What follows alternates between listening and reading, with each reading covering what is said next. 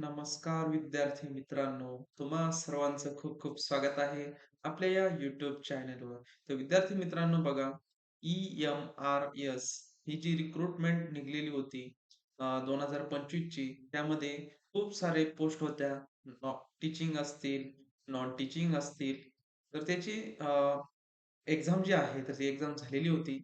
त्यानंतर आपली आन्सर की सुद्धा आलेली होती. त्यानंतर एक फायनल आन्सर की आलेली आहे आणि त्यानंतर आता तुमचे रिझल्ट जे आहे, तर ते रिझल्ट वेबसाईटवर आलेले आहे. मग ते कशाप्रकारे चेक करायचे, ते आज आपण या व्हिडिओच्या माध्यमातून बघणार आहोत. बघा विद्यार्थी मित्रांनो, सुरुवातीला जी नोटिफिकेशन जी आलेली आहे, तर ती नोटिफिकेशन बघूयात. या ठिकाणी बघा notice year first examination of ESSC 2025 was conducted बघा 13, 14 अँड 21 डिसेंबर बघा म्हणजे 13 डिसेंबर तसेच 14 डिसेंबर तसेच 21 डिसेंबरला आपली ही एक्झामिनेशन टियर फर्स्ट ची जी आहे तर ती झालेली होती.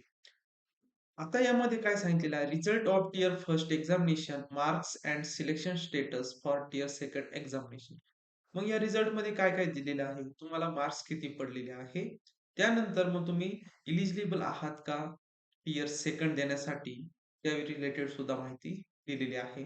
Of teaching and non teaching staff may be noted down from the link below.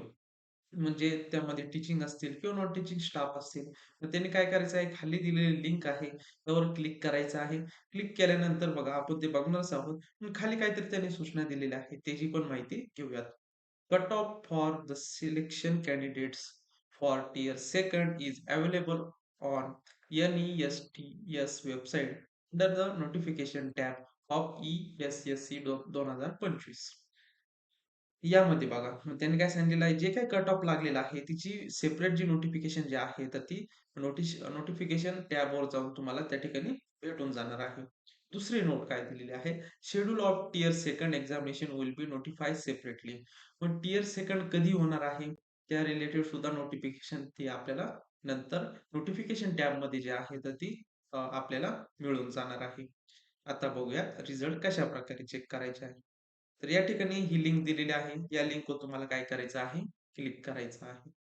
Click केल्यानंतर बघा अशा प्रकारचं पेज जे आहे, तर ते पेज ओपन झालेलं दिसेल.